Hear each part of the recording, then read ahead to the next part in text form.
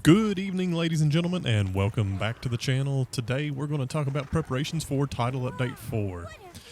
So, fair warning, if you're trying to avoid spoilers when it comes to the title updates, you will want to drop out of this because I'm basically in the next 5 seconds going to start talking about the main monster for the update. 5, 4, 3, 2, 1. I know that's not quite 5 seconds, but the big one is here, and it is Gogmazios. At least it's the one I'm looking forward to. They will have to have something mega surprising to get me excited after this. If you're wondering, by the way, where the event quest video is for this week, there isn't one because they didn't really change. They just kind of rotated through some more useful but the same type of things for preparations, and there's a reason for that. Fully expecting Gogmazios to be difficult. So what exactly are a couple things that we can do to prep for Gogmazios? Well, the thing that I'm working on right now, and the reason why you see me going after Arc-Tempered Raydal, is I still need one more ticket to finish out the set that I'm working on. And really quickly, I just kind of want to go over the set that I'm going to be using myself for Gunlance. And it is a set that I stole off of Game 8.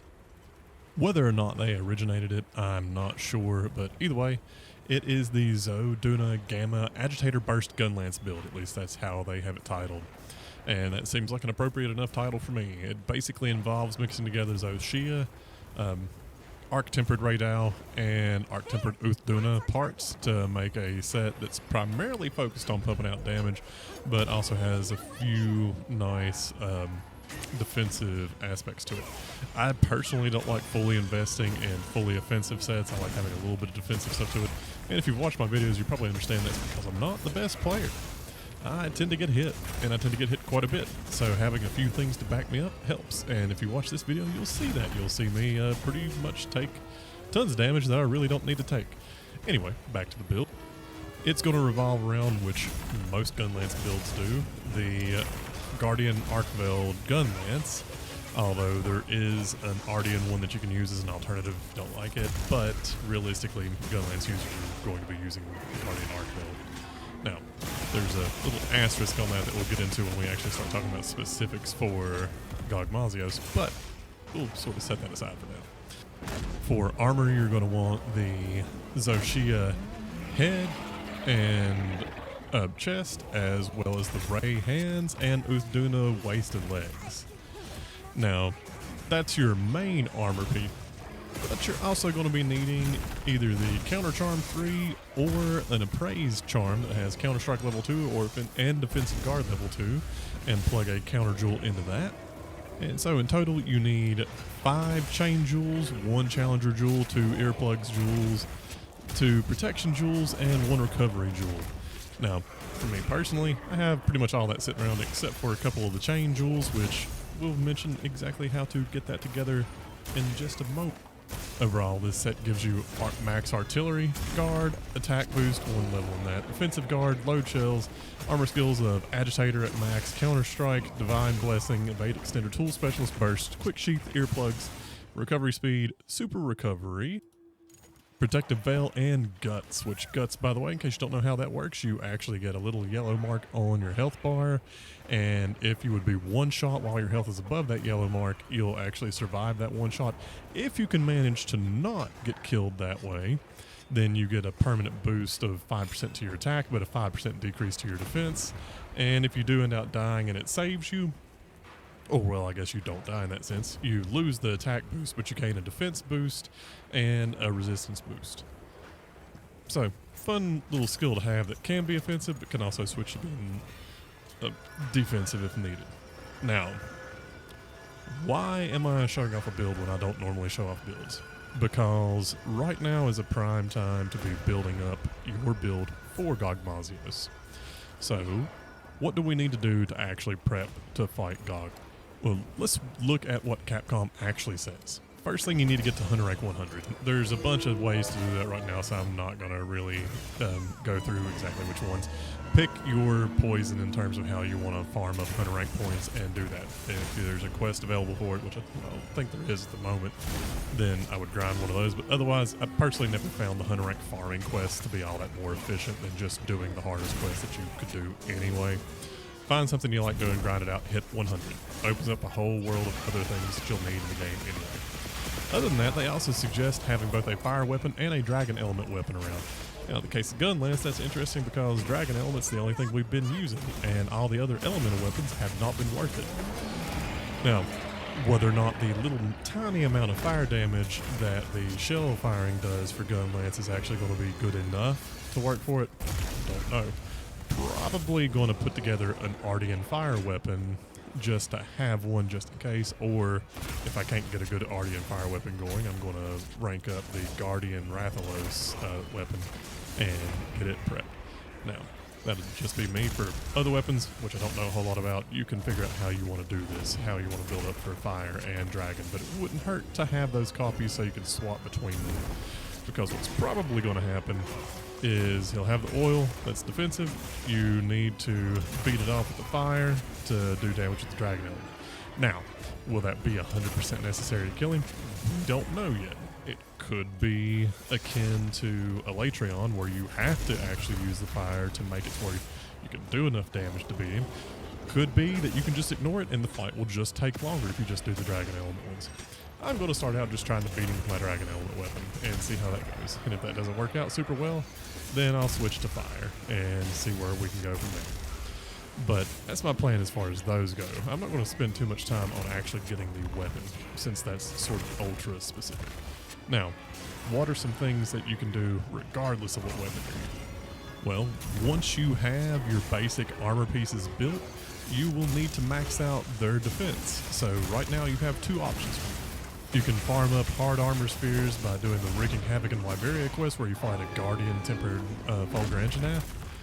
Or you can go do the quick quest where you kill a Tempered Chotacabra and get some advanced armor spheres and hard armor spheres. Personally, I prefer the Chotacabra quest because I can kill him so fast that it's not really even much of a bother. Like, I can complete that quest multiple times in the time it takes me to do the Guardian Fulgur Anjanath one.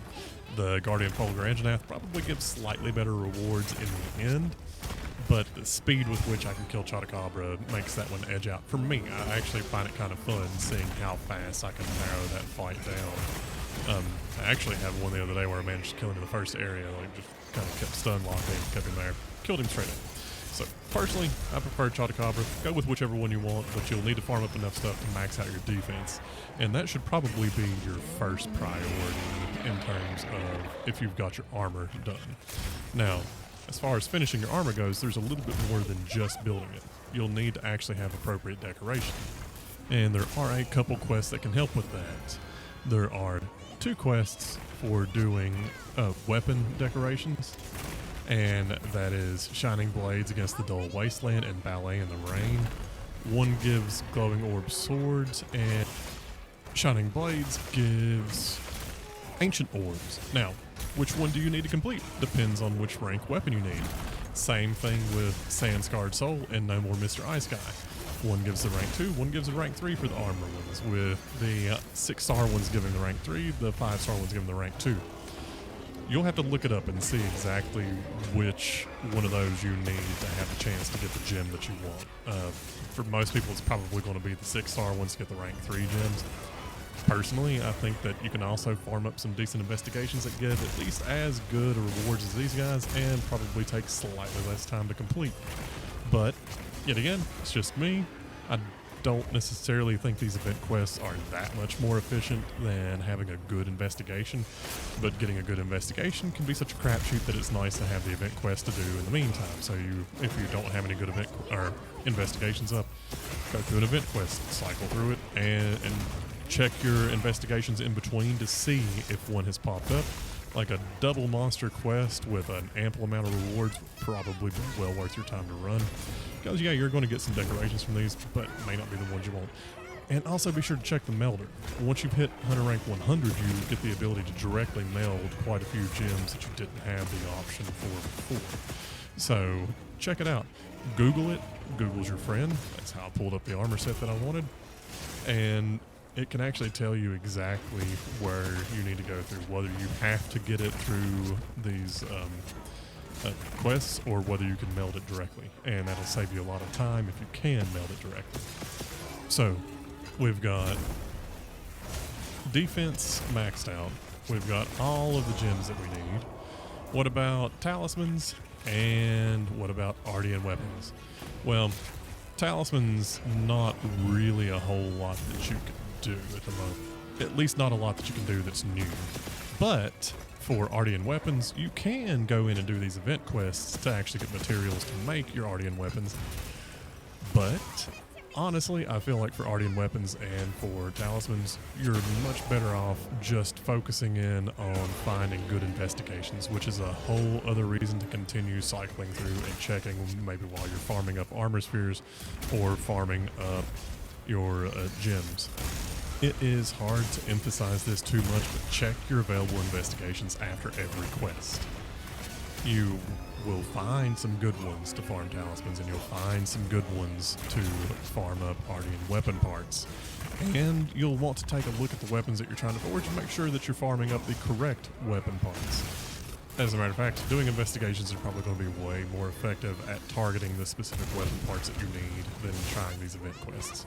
They're there, you can check them out, see if they work out for you, but personally, I think investigation is still the way to go with Ardian weapons. Now, is farming up a whole new set of Ardian weapons necessary? Not necessarily, just to beat God. Now, what I mean by that is he is bringing with him a whole system to upgrade Ardian weapons. How that's going to work out, we don't know yet. We don't know if you're going to have to completely rebuild a new one every time you want to upgrade it, if there's going to be a way to roll back those upgrades if you don't like what it is. Personally, I'm betting what will happen is you get materials, you can use those materials to spend on an upgrade, and it gives you the option to accept the upgrade or reject it and just keep the base materials, while it consumes what you use to actually try to get the upgrade. Why do I think it's going to be that way? Because it's so hard to get a god roll on your baseline Ardian weapon. I don't think Capcom is crazy enough to think people will accept just having their weapon consumed and be tossed out when people have had to spend literally hundreds of hours in some cases to farm up their perfect Ardian weapons as is. It makes a lot more sense that you have to spend the materials to get a chance to get an upgrade that you want, and if you don't get the upgrade you want, you just have to reject it and get more materials. Now, will you be able to accept an upgrade and then alter that upgrade? That, I don't know. I would lean towards probably not. But maybe they'll let you re-roll the upgrade. Like, you can accept it so you can just go ahead and get a baseline attack and upgrade by itself, and then you can work on optimizing it afterwards. I don't know. We'll see. Hopefully it's not one of those systems. The worst case scenario would be that it consumes it, and you just have to start over from scratch. So you never know. You may want to build up a couple extra Ardian weapons to have around, or at least have one or two so you can test it out on one that's not the one you actually want to keep first. So you know exactly what's going to happen. Because let's be honest here, if the upgrade is not super great right off the bat, like enough that it makes sacrificing a god tier baseline Ardian worth it, even if it doesn't give you an optimal roll, if it does consume that weapon, then you don't want to start out with your best one. You want to see what's going to happen first, or wait for some videos and stuff to come out if you don't feel like experimenting at all. Either way, it'll actually add a little bit of longevity, and I would be willing to bet what we'll see with Gunlance is Guardian Lawful Boars will no longer be the number one weapon at that point. At that point with the upgrades, unless they just totally screw the pooch, I would say Ardian will finally sort of tip the scales in terms of being the best for Gunlance. So it's one of the other reasons why I'm personally going to try to prep a couple of them. I don't know that I'm going to worry about farming up absolutely optimal ones. I've never really cared about being that optimal, or else I would have actually finished out my set a long time ago. The set that I'm currently playing with still doesn't have maxed out defense. So I'm not exactly the best example of truly completing it out. I can tell you what the steps are. I know exactly what I need to do, as I just outlined in the video. Now, will I actually get that done between now and then? I don't know. Got a lot of other projects in the works, and as much as I enjoy this game, I enjoy doing a variety of things more than just pumping the time into it. But if you want to pump the time into it, if you just do the basics of what I've mentioned to you in this video, you'll be well prepped to min-max your way to victory in this coming fight. It should be a fun one regardless. So Gogmazios has been out of the picture for a while. For those of you that have never gotten to fight against him before, let me give you some idea what he was like in 4. Really wasn't that much of a challenge, if I'm being honest, because he was pretty simple, but he was shockingly fast for such a big dragon. Moved around a lot. He also did the sort of snap and drag thing that all of the sort of Fatalis-ish looking dragons did. So I'm betting this is actually going to be a pretty brutal fight, because it's probably going to take advantage of him being pretty limber for his size and make it into a relatively terrifying fight. I would forewarn you that there's going to be explosions all over the place, because that was the one thing that made him still a bit of a challenge even back in the day, was there were points where he would throw oil all over the place and it would heat up and explode. So you're going to have to be playing with landmines most of the time. What I am curious about is if there's going to be siege weaponry around like there was whenever you fought him in the earlier iterations. Personally, I think it'd be pretty cool if the sort of DPS check for him was that you have to do enough damage to knock the Dragonator off of him, because he has some sort of ultra attack that you can use the Dragonator to interrupt. Maybe not necessarily make that an instant fail, but it would be an interesting way to integrate their whole sort of DPS check system into that fight, because they've already done the DPS check with Omega. Now, whether or not they'll start GOG out with a mode that has a DPS check as a baseline, I don't know, but we'll see. And if they do, I'm going to bet that's what happens, that you have to knock the Dragonator off and hit him with it at the right moment to actually interrupt a big attack. So keep an eye out for that. We'll see. Either way, this is going to be a fun fight. I'm looking forward to it, and I'm actually going to try to get a little bit of prep work in so that I can actually put out a video of it and not just sit around and wallow in misery while he defeats me and I can't really do anything for the channel with it. Although, to be honest, even if he is kicking my ass, I'll probably still make the video because it should be fun to put up. Anyway, at the end of this, I've also included a fight where I go in and do an Archveld fight to farm up some, I believe, gems as well as going after with him. But I left it in because at the very end, he actually dies in a kind of funny way. So that's all I have to say for preparations for the next title update. If you can think of anything else to help people, throw it in the comments down below. Otherwise, I'll see you there. And remember, if I can beat it, so can you. Leave this to me. Wheels inbound.